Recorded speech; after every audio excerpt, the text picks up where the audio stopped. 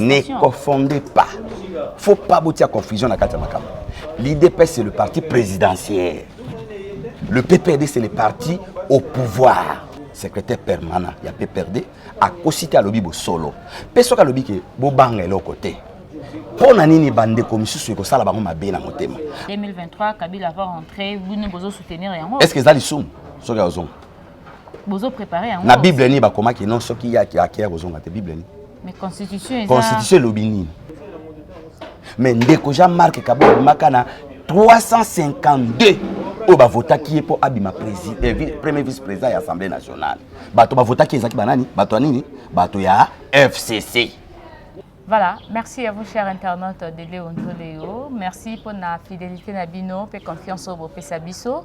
Et à tout moment, vous êtes là pour nous accompagner à travers nos différentes émissions. Bisiko Api, Tomemela Kabino, Masolo, Oebe Tamaka, na ville province ya Kinshasa.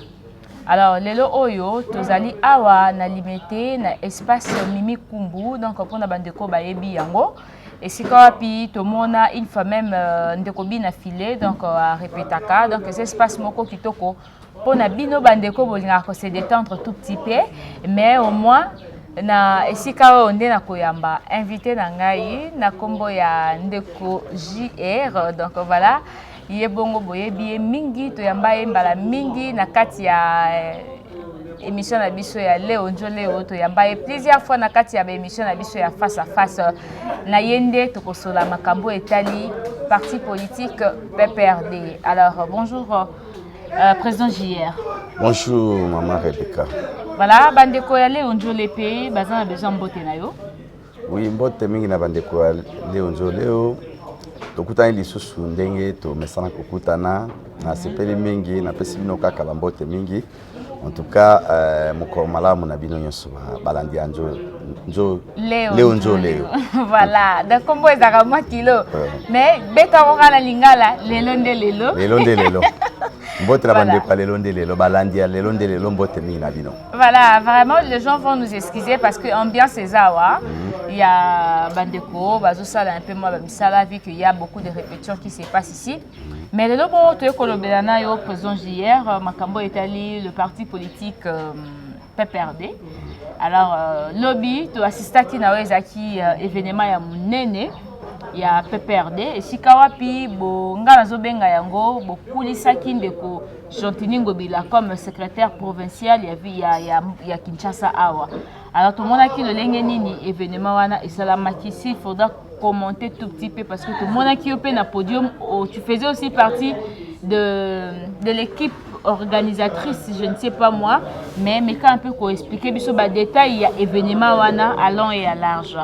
Merci beaucoup maman Rebecca on a mutuna na yo PPRD eza malamu PPRD zo passé bien comme d'habitude biso tozali toujours na page kaka ne makambo ezoleka lobby oyo elekaki ezalaki événement ya installation officielle ya ndeko Jontini Ngobila oyo biso tobengaki camarade Jontini Ngobila comme secrétaire exécutif provincial ya ville province ya Kinshasa po yende atangami mokambi ya PPRD na ville province ya Kinshasa de lobby ezalaki mokolo oyo bavandisaki na ebonga na ye po na kolakisa na bana ya PPRD nyonso na ville province ya Kinshasa e kobanda mokolo ya lobby mokambi oya kokamba ville ya Kinshasa mobimba po na lisanga na biso ya PPRD de ndeko Jontini Ngobila Mbaka. Voilà, ndeko Jontini Ngobila nde ya kokamba lisanga ya PPRD na ville province ya Kinshasa. Ezaka kayende bo tie secrétaire provincial ya Kinshasa to ezape na ba province mususu pe bo tie ba ndeko mususu bazape na même rôle que ye disons gouverneur. Maman Rebecca nakanisi mbaleleki na yebisaki yo bien que parti politique PPRD ezali parti politique oyo ezali organisé. Biso tozali organisé na République démocratique du Congo mobimba. Tozali na ba représentant na biso na ba province nyonso. Tozali implanté na coin nyonso. Esika nyonso oyo ezali na kati ya République démocratique du Congo PPRD ezwami wana. Nde nako mabongisami ya camarade secrétaire permanent. Oyo tobenge chef d'état-major Ramazani Shadari ayaki kovandisa ndeko Ngobila. Liboso ya kovandisa ndeko Ngobila asalaki déjà mobembo oyo babengaki conclave na biso oyo elekaki na engumba Lubumbashi pona kotia mwa milongo na makambo o babengaka kotala ndenge nini parti na biso koyi kotambola na sima ya maponomi na kuna ba résolution e ebimaki nde esengaki kobanda ko installer bakambi ya sika ya ba province na bisika nyonso po ete tozwa etamboli ya sika pona ekolo na biso. Voilà, etamboli ya sika pona ekolo na biso, ce qui te comprendre malamu ezali que dans chaque province bo tiepe ba bourgmestre ba gouverneur plutôt au bazali ya PPRD bazabongo pe nommé na même titre que Jean-Tini Ngobila. Et lobami teke il faut que tia kaka ba gouverneur mais biso tika na pesa yo mwa moke. Voilà. Oui, tika na meka ko sembola yo mwa moke. PPRD na République démocratique du Congo si le 26 provinces PPRD a 15 gouverneurs. Bon ba gouverneur wana ba bimi na kati ya lisanga ya politique o ya PPRD pona biso epesa meli mokumba ke bangonde bakozala bakambi ya PPRD na bisika oyo bango bazwami. Bongo bisika misusu wana tozali pe na bakambi, tozali na ba président ya assemblée provinciale. Tozali pe na bakambi misusu oyo bazwami na bisika wana o bazali pe ba gouverneur te. Mais bazo kamba pe ba province wana ndenge moko na bandeko oyo bazali ba gouverneur. Et le biteki non so bisika ba gouverneur bazate nde botie bakambi ya bakambi ba assemblée provinciale, ba député provincial, bandeko nyo surtout oyo bazali wana bangonde mutu bazali ko kamba PPRD na binguma bango bisika bazwani. Pona nini te ko sala choix ya bandeko mususu mais boponi kaka bato bazo dominer ba province net ba gouverneur, ce n'est pas pour étouffer le président Félix Tshisekedi Tshilombo. Kuna même pas. Makambo ezali bisika ezali makambo mibale kosangisa makambo te pe kotia confusion na kati te ndeko mama Rebecca kotia confusion na kati te ya l'état eza ya l'état ya parti politique ezali ya parti politique PPRD na organisation na tant que parti politique pas tant que l'état Jean-Tini Ngobila azali gouverneur azo kamba engumba Kinshasa wana azali na bakambi ya gouvernement bazali. C'est-à-dire tozali na président de la République oyo tangi mwana mboka Félix Tshilombo, tozali na premier ministre mwana mboka Ilukamba Ilunga, tozali na ba ministre pe bongo na bongo. Wana yango te tosangisi na kati. Ye azokamba nde parti politique PPRD na engumba Kinshasa. Ya l'état yango nde akokamba gouverneur. Soka azali ya l'état akokende kosala na bureau na ye oyo ezali hôtel de ville. Wana nde kuna bakobenga ye gouverneur. Ce qui a tiki musala na ye ki gouverneur tant que Ngobila politicien aye na parti politique na PPRD biso to kobenga ye camarade Jean-Tini Ngobila. Donc il faut pas que sangisa o ya l'état ou même mango que non, ils allaient même pas pour na ko étouffer ndeko Félix. Ndeko Félix azo sala ya l'état. Biso to sala ya politique. Ils allaient biloko mibale et kokanité. Mais il y a ndeko Félix, il y a l'état mais ils allaient na azo diriger mboka, ils allaient politique. Voilà. Nakati ya message epesa makilobi to mona. Bolimbe simoke. Na meka ko sembola o moke. Politique, il y a administration, na politique, il y a parti politique, c'est deux choses différentes. Voilà, gouverneur ezali politique, il y a administration. Parti politique ezali oyo yazo sala lisanga na ye PPRD. C'est deux choses différentes. Ye azali mokambi, il y a province, ville, province à Kinshasa, tant que gouverneur, on est fonction administrative. Azali, secrétaire exécutif provincial, il y a PPRD, on est fonction politique, qui n'a tant que politique. Azali bilo comme balé ou éco-qualité. Ok. Voilà, ok. Ben, na ba dur ya ndeko Shadari pour na parti PPRD to benganaka bandeko Shadari ndeko Jean-Tini ndeko donc ba grade wana nyosi kitaka. Voilà na ba camarade voilà camarade Shadari lobi bongo ya amekaki un peu ko solola na bandeko ya PPRD bazaki sur place parmi malobonga na kangaki insistaki aibisaki bango babanga eloko te ata lelo batumboli bango epai ya bato ya ngambo wana bazala kimia ba répondre te ba garder kimia alobaki sous eloko moko que PPRD lali parti au pouvoir alors eza bandeko msusu bayoki ba maloba wana peut-être ekosala bango sous passe parce que actuellement IDPS na PPRD bozana moi baba bozo se répondre trop koto soki ndeko Jean-Marc Kaboun alobi bandeko oyo nyoso bazoluka ba étouffer ndeko Félix Tshisekedi etikali mukie ndeko balingate un jour IDPS et bando na GC bango na fleuve Congo to mona ki bando ka PPRD basilika ki batelemaki ben koloba ko ka ndeko Shada koloba ke PPRD zali bongo parti au pouvoir je ne sais pas et bande comme so ba ki yango et ko ça bango passe mingi il est en guise de quoi ou tena le lenge nini PPRD a considéré comme parti au pouvoir. Mais tous allez parti au pouvoir maman. Tous allez parti au pouvoir. PPRD allez parti au pouvoir. Nani a évité que PPRD allait partir au pouvoir. Tous autres dirigés par l'institution, à part la présidence de la République. C'est le PPRD qui est le premier parti où ils ont dirigé par l'institution de la République. Bolingi tolo bandingi ni bo tolo ba tous allez partir opposition. Tous allez partir opposition. Assemblée nationale. Nana zo kamba Assemblée nationale. Nani mo kamba Assemblée nationale PPRD. Nani mo kamba Sénat FCC toujours PPRD. Nani azo kamba ba Bingumba. Ba province PPRD. Nani azokamba gouvernement o izotambusa ikolo nani azokamba ngo PPRD. Rolo bananga ki tozali parti à opposition. Parti opposition bakamba bazoka primative.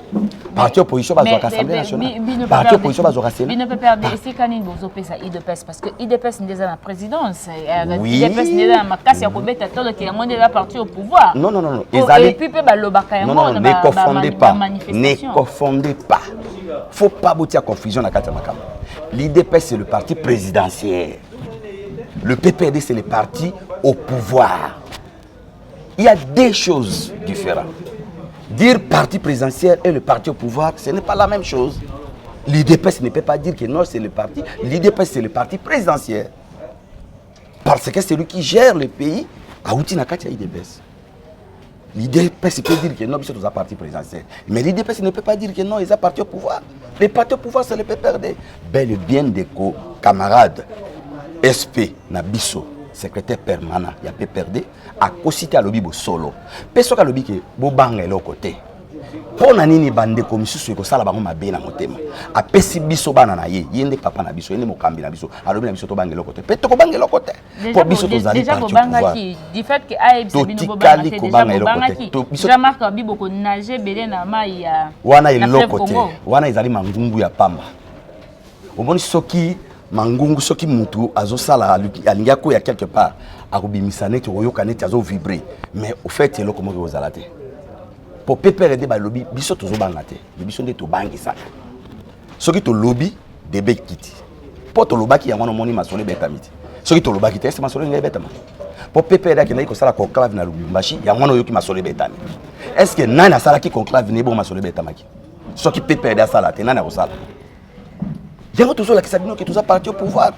Mais Babi, que Kambi a PPRD besoin respecter le pouvoir et le président Félix T. Place ni tu respecter le pouvoir et le président Félix. À chaque fois que les Kambi Salami, Netio et les Kaki et Jean-Marc Kaboun. Mais message au Jean-Marc Kaboun à l'ansa qui leur y a journée au Bafeta qui va se Maman Rebecca, Coco Tamingite, message à Jean-Marc Kaboun à l'Ansaki. Est-ce que l'on dit président Félix Malobanaï?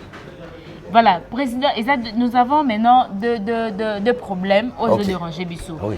Tant au parti Ezoloba, Makamususu, les présidents pays Ezoloba Makamususu. Mais tout le monde réaction, il y a Ndeko Dunia, Ndeko. Pour Azali Lissoussou, président, il y a IDPCT.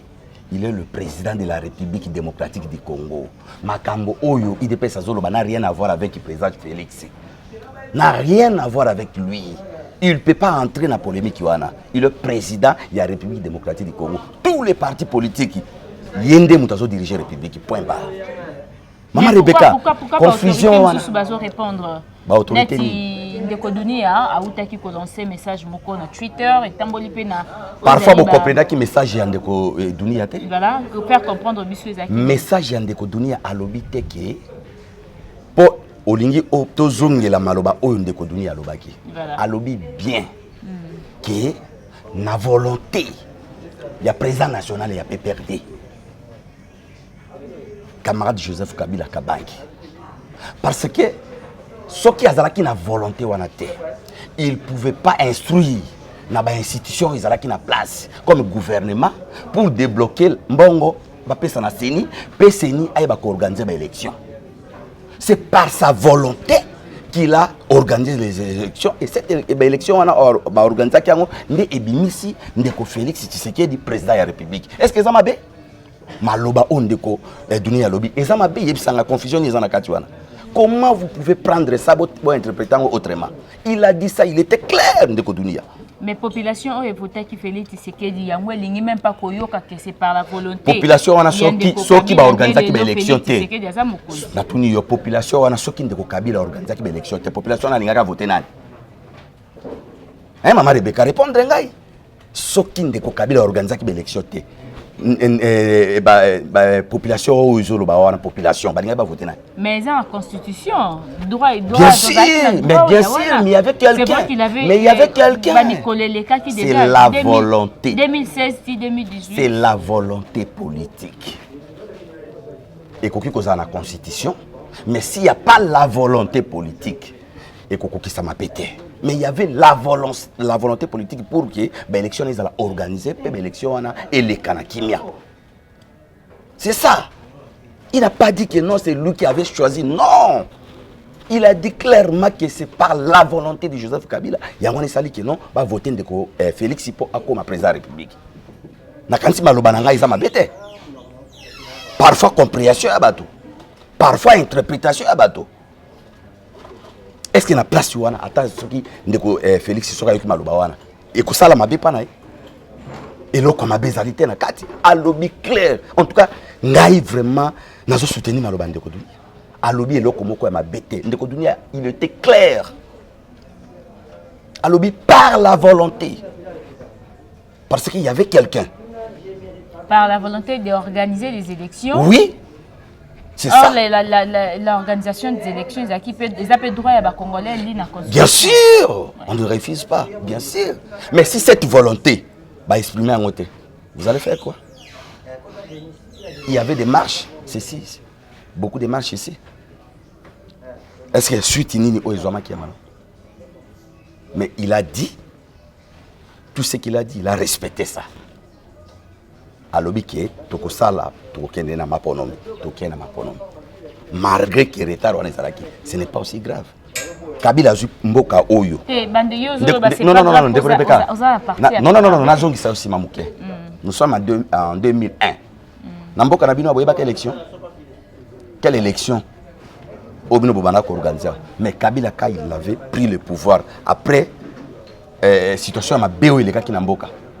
Ba impérialiste on ba lingaka biso te. Ba yeko racher muto ayaki na makanisa malamu na kati mboka.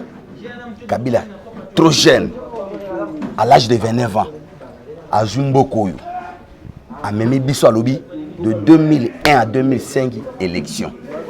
Il y avait même des calendriers. Comment les Congolais oublient facilement comme ça? D'abord, constitution, oh lelo, tout le monde a zoganga na wazo vimbarango. Vous savez comment les gens sabotent la constitution? Il y avait tant de lobby l'équipe le référendum. Oyebi bato ba sala ba combattre la constitution pour voter non. Mais nous avons bâti, Kabila avait bâti pour que la constitution et les Kaba voter oui. Aujourd'hui, la constitution on a oboboyaki. Lelo, bo s'accaparer la constitution. Voilà un peu. Donc, je ne vois pas Moutou Oyoyo ko bana ko comparer na Kabila. Je ne vois pas. Erreur na ebino batape perdre bolobaka yango te. Quelle erreur qu'il a fait? Moi biloko ba congolais ba mona. Donc ninga salaki passation civilisée à pouvoir, c'est-à-dire erreur ne yango. Donc Kabila avait commis erreur parce que ça dit passation civilisée à pouvoir. Passation pacifique et civilisée à pouvoir. C'est ça. C'est ça l'erreur de Kabila, c'est ça. Bino bolinga ki makile sopana. Mais Kabila sali au contraire au bino bokadisaki. Babi o Kabila salaki ezaki o bande ko mataye mais bino ba proche na inde bo bande ki kolinga ya continuer parce que bo salaki yango tout un problème mais a continuer Maman Rebecca nani yango akoki kolinga ke non azana pouvoir il faut tika pouvoir yango bonnement comme ça. Qui peut accepter pour na biso leader na biso yewana? Tout ce que vous pouvez dire c'est notre leader. Tout ce qu'il a fait pour nous, tout ce qu'il a fait pour le pays, pour le Congo, nous on trouve que non, c'est un homme vraiment important. C'est lui. Hein? On a koyebi sayo. Naza deva balandi obazolanda émission na biso qui n'a trouvé que vraiment c'est inconcevable que non Kabila a accepté. Mais voilà un démocrate. Mais Moutou Bongo. Peut-être tu pourras continuer. Il y a même pas. Oui, c'était ça pour moi. C'est que débat, on a maquillé le tozo en 2023, Kabila va rentrer, vous ne pouvez soutenir rien. Est-ce que ça les somme? Ce qu'ils ont. Vous préparez un. La Bible ni ba comment qui non ce qui y a qui a besoin de Bible ni. Mais constitution. Constitution lobini. Constitution est. Parfois ba yebi ko interpréter constitution. La constitution tu peux obani na premier article ti na 226 si kuno romone le côté. Si 229 au monde le côté où ils ont contredire que non azongate. Hein? Ils ont la place mon côté. Donc oh bazotanga na constitution je ne crois je sais même pas constitution bazotanga place nini maman Rebecca. Bazotanga place nini c'est quel article où ils ont fait ça qui azongate. Parce que la constitution a dit si quelqu'un a sali des mandats et si atiki. Mais Kotika ils normalement quand on dit Kotika t'es pour lobby compteur à zéro. Compteur à zéro. Babandeli Kotika ya Kotika. Compteur à zéro. Quand tu fais 2 mandats, OK, compteur à zéro. C'est ça, compteur à zéro.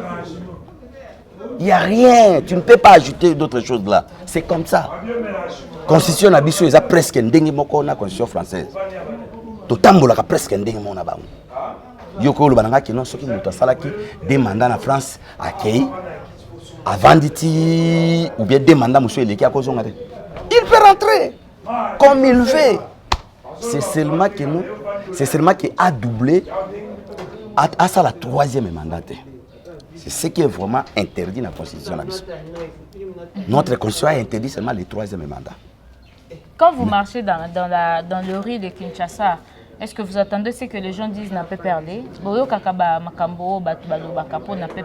qu'ils ont un parti n'a pas perdu?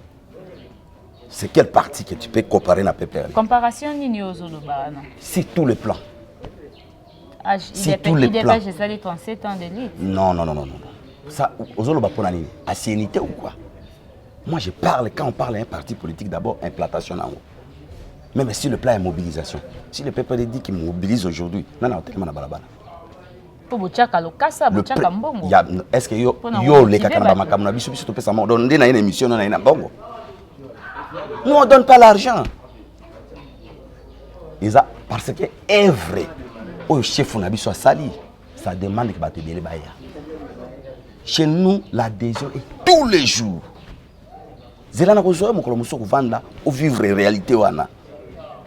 Il n'y a pas de parti politique. Voilà, je crois qu'avec la permission de Epchit, ça la télé-réalité. Effectivement, au vivre réalité, nous avons qu'un seul parti où ils ont plus fort. Très très fort.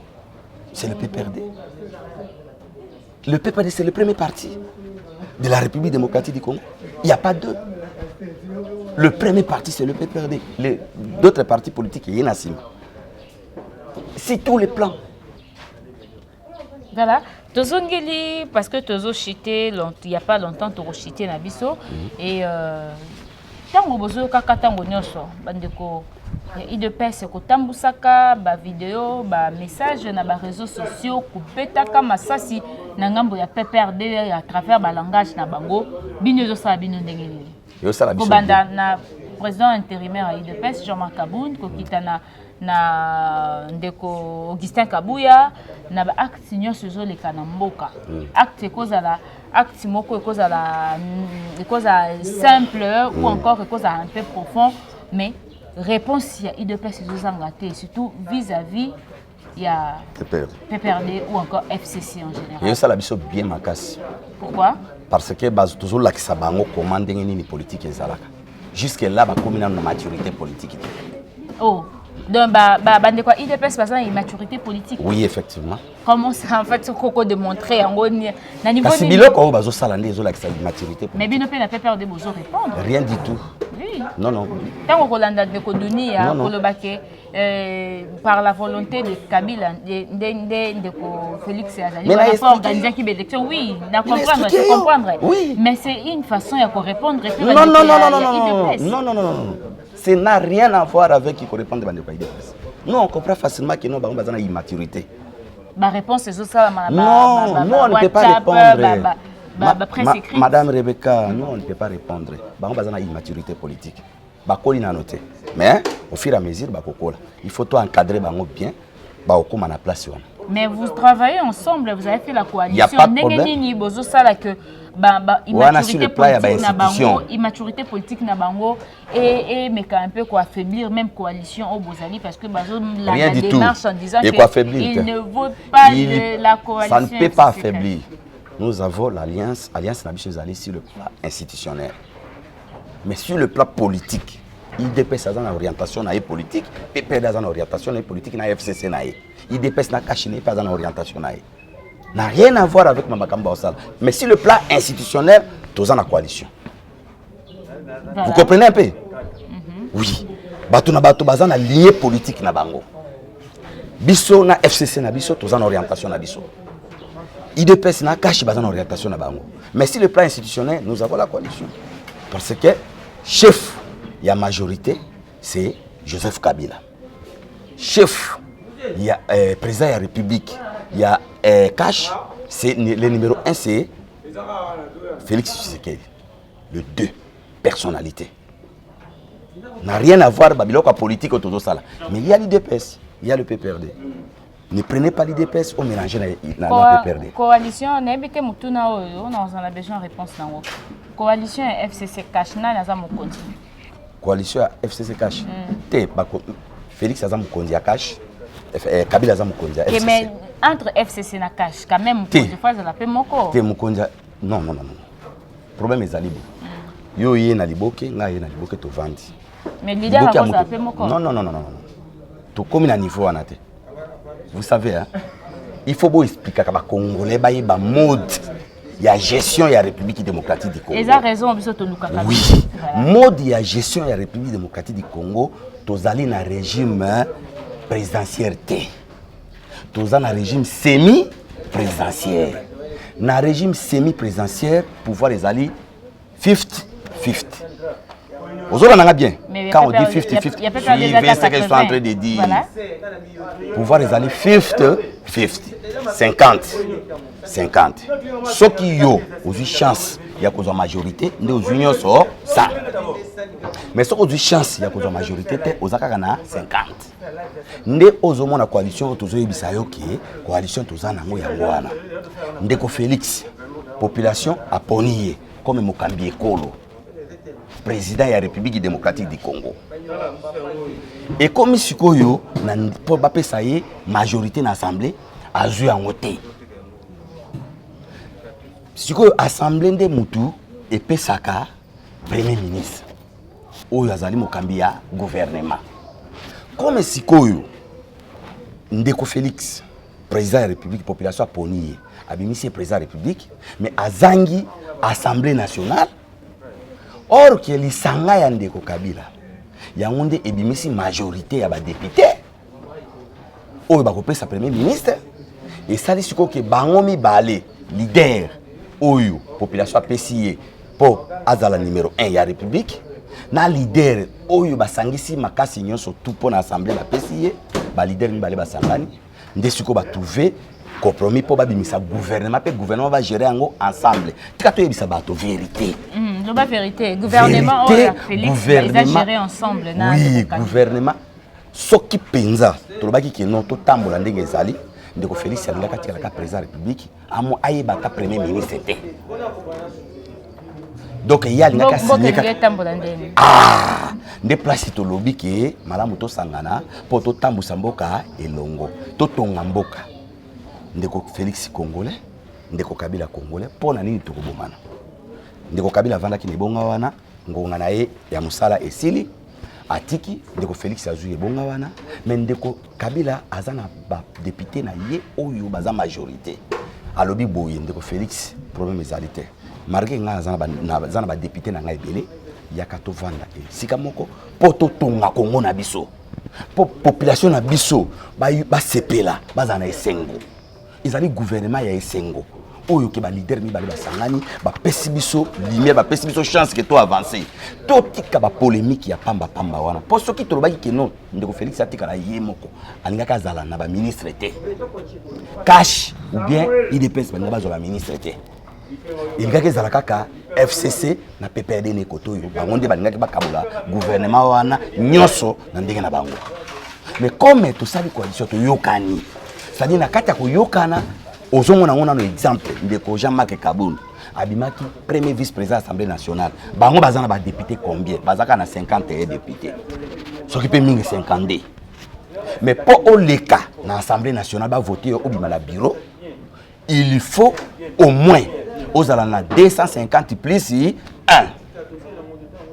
mais ndeko Jean-Marc Kabund makana 352 au ba vota qui est pour abima président premier vice-président de l'Assemblée nationale bato ba vota qui ezaki banani bato nini bato ya FCC ne mutu ba commissaire na place wana ba voter ye botika ba nungu biloba loba oyo bozoloba ya pamba c'est-à-dire eloko ya mabe ezali te parce que ezaki eloko mabe bande kwa FCC banga baloba pas question to voter na biso ndeko Jean-Marc Kabund te kasi pona lisanga pona coalition pona bomoko po Congo kende liboso po to tonga Congo na biso ndeko Jean-Marc Kabund batia ye premier vice-président de l'Assemblée nationale.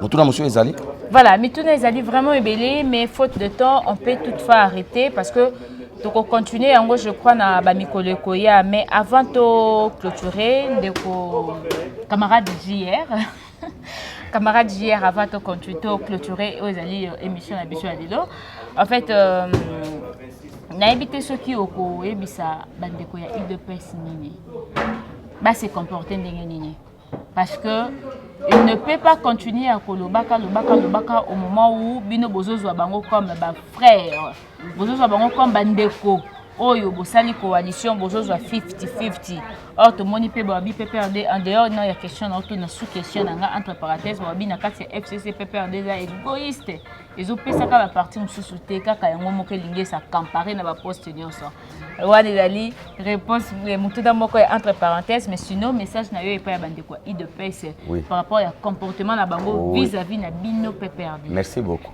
Na koyebisaka bandeko IDPS ke ba leader IDPS base azana information te ba pesa information ndenge ezali ba expliquer bandeko ya IDPS ndenge information ezali ba yebisa bango polele boyi que ce qui les lots aux en a boyé c'est grâce à boy ce qui les lots aux en a boyé c'est grâce à boy donc bandeko wana baza ba ennemi na bisote bazali pe bato mabete au contraire bandeko wana bangonde mutu bazo baosunga ke noto tambola elongo pe to kende liboso balongola makanisi ya mabe oyo bazali nango balongola biloko ya pamba oyo bazali nango wana soki motema mabe ya likunya ezali na kati na bango moi jalousie wana babwaka ngo batika biloko bazosala wana ezali mabe ezali malamu te bandeko ya PPRD bazali ba ennemi na bango te bandeko ya PPRD bazali contre bango te pe bandeko ya PPRD bazobundisa bango te pe bandeko ya PPRD bazali na likanisi moko ya mabe pona ndeko Félix Tshisekedi te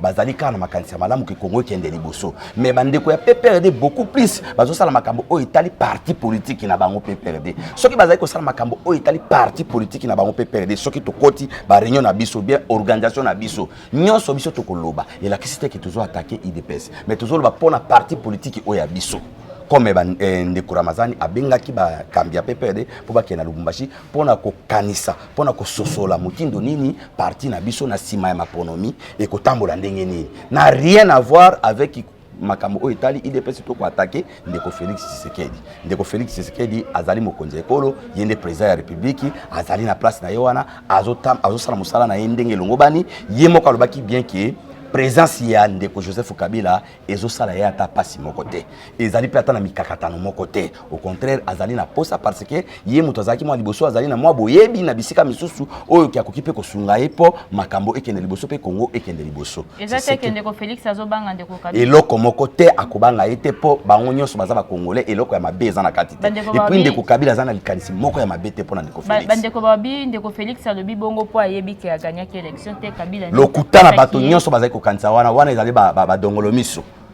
bayena makanisi ya mabe bazali kokende kozwa makanisi pa bato wana ya bapaya pona koya wana pona kokotisa mbilinga na kati baligi te ke ba congolais bazala liboke moko ba congolais bazala lisanga po Congo ekende liboso makanisi na bango tango yose kozaka se ya mabe tosi toyebi ba dongolo miso wana pe tokebisi bango bisika bazali bakeba batika songi pe batika mubulu o bazali koluka kotia na kati ya Congo ezali ya bango te Congo ezali ya biso ba congolais Voilà, Congo est biso. Na kopesa yo bosanaki moi mutuna ya CO tunaki wana pona olobike PPRD azalaka égoïste. Égoïste na kati ya FCC. Na kati ya FCC. Voilà. PPRD azalaka égoïste te.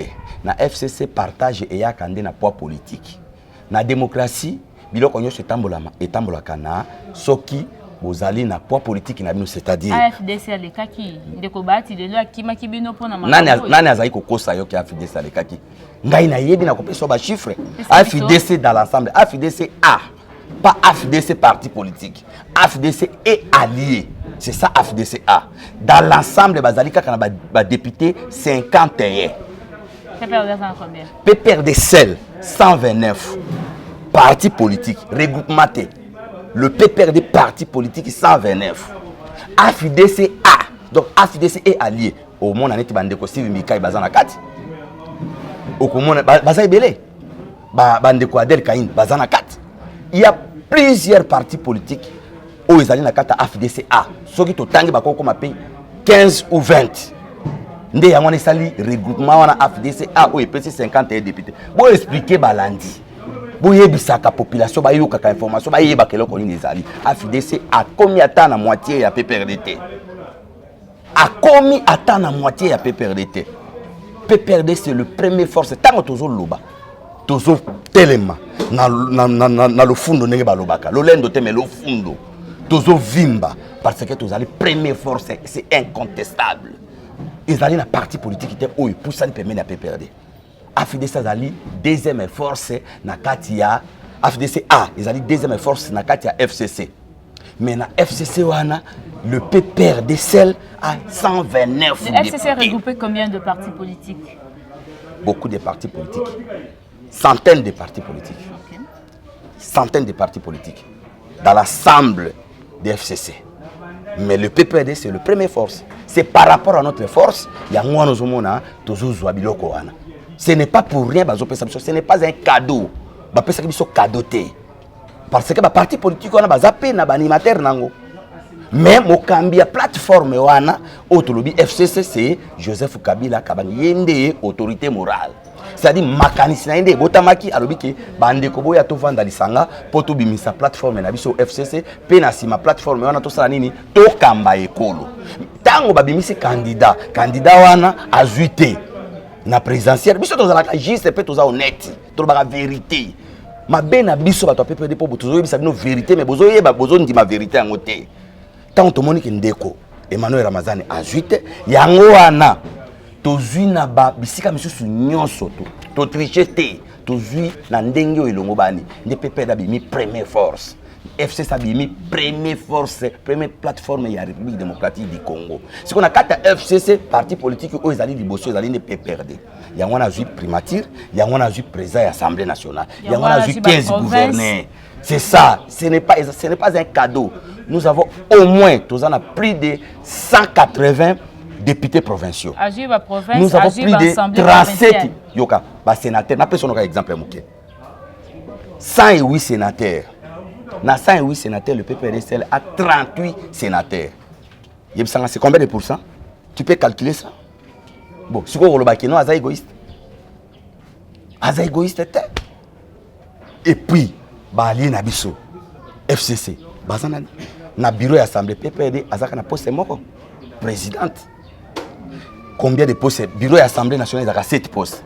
Dans 7 postes, voilà, tu as opposition, à 8 postes moko. To pesi bande ko na biso balien na biso ya cash. Bon, en fait, quand vous dites que bo pesi bango, c'est que PPRD n'aime pas contrôler l'institution. Il ne contrôle l'Assemblée provinciale. Donc bino de bozo pesa batu bokonzi. Mais c'est bon si qu'on a nazo pesa bokonzi. C'est nous. Si on rigole le banini, on se contredire. Bande ko na bazana la force te ba député bazana ba voter ki bango te. Mais baza bato FCC baza balien na biso. Baza balien na biso. Comment? Biso na bango, il n'y a pas quelque chose de mauvais. Yo so mon FCC mtu nani na kata FCC ça. Bahati oyo beti li solo. Ce que tout dia web so na kata FCC. Il n'a jamais quitté FCC. moi indiscipline muke kaka sala ki yango na ba epesi ki non comme ça ki moi indiscipline zala muke boy mais il demeure toujours na kata FCC. Beaucoup na ba coulisses. Il est membre de l'FCC. Il va pas quitter. Ah, quitter Negeni. Il avait signé. Voilà, merci beaucoup Ndeko JR, camarade JR, voilà. Nous sommes vraiment obligés à arrêter l'émission de Bissoyo parce que ma soleil est ébélé. Ce qui quand même on dit même Balasima, tu continuer aux alliés deuxième partie avec Ndeko Gustave ou Azali Moko, il y a UDPS et cause Madame Mingi. Mais pour Nadelo, je ne sais pas si tu as encore un message à lancer pour te clôturer l'émission de Bisso. Merci beaucoup maman Rebecca. En tout cas, merci pour l'appel là chaque fois aux autres bengangai na ko passer l'émission balandia émission na biso Léo Nzoleo na remercier bino mingi en tout cas bolanda émission oyo vraiment malamu boyoka makambo oyo tozali koloba na bino bolanda boyoka na musika te libanda te biso tozali ba responsable oyo tozo gérer parti au quotidien ba base nyonso ya parti biso le to gérer kango tokopesa bino information ya lokuta te tokopesa bino chaque fois information oyo ezali na bosolo po biso parti politique na biso elobaka se bosolo kobanda na mokambi nango président national Otto Tangi Joseph Kabila Kabange hein force tranquille mutu oyo busole landaka yewana tango nyoso malobazo pesa biso tozo zone sango tozo kitisa on pa na bino po bolandango azali na commandant ya troupe na ye oyo azokamba mapinga yewana to bengi chef d'état-major général Emmanuel Ramazan Shadari yende mokumbi masolo atikali jamais komema biso gauche droite tala Kinshasa bapesi mona mboka ngobila mbaka gentili po a gérer bino na kata Kinshasa kimiezala boyebi bien asololaka bien ayebisi bino nano liboso bo s'investir na Kinshasa bopeto bo sala effort Kinshasa bopeto poto meka ko investir bana poto boyeba bien ke bino bozaka na bozaba ndeko na biso biso na bino tozaba limité oyo bino bozo sala eza bitumbaka po Kongo ekende liboso makasi na bino pe ezo sala kino biso peto kende liboso bolongola makanisi ya mabe bozali nango botika ba esprit wana bozaki nango ya kubundaka ya kubetaka ya kubebisaka ya kosalaka nini toza na posa to tonga po Kongo ekende liboso na pesi mbote na balandi nyoso ya émission oyo bisika bazwami bao bazali na ba intérieur o bazali na ba extérieur libanda ya mboka to na kati ya mboka na bakonzi na ngai ya parti politique ko bana numéro 1 parti politique tina muto asuka oyo asuki si na parti politique PPRD numéro 1 na République démocratique du Congo PPRD parti au pouvoir PPRD Koloma Solo. Merci pour mon lelo na suki wana.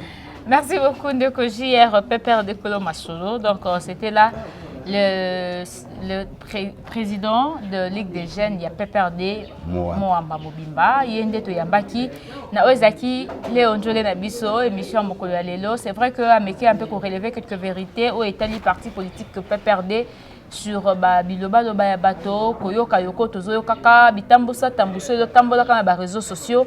Alors deux fois ça n'honore pas nos partis politiques et zali ko honorer ba parti politique té pas importe quel parti politique et cause à PPRD IDPS c'est cause à la parti politique il y a RP il y a honorable Nzangi donc Antoine Nzangi et cause à parti politique il y a Ndeko Vitel Kamer INC ou quoi mais tango tozo bimisaka ba makambo mususu des fois to koma rappel boso ya autorité to ebaka ba vérité za kanini eza oyo biso na Léo Njole to salaka to pesi merci mingi na papa JR et merci mingi na bino pe bandeko bolandi biso merci na Epchimage waza sima ya caméra na Richi Pukuta waza kana régie et pourquoi pas na mokonzi na biso Odon Boulamba et siko api azali merci beaucoup chef na confiance au pesa biso merci beaucoup na internaute na biso fidèle papa Iboala papa Daniel et puis na papa Didier bao baza vraiment libanda ya mboka balanda kabiso mingi mingi et pourquoi pas na la grande famille Pukuta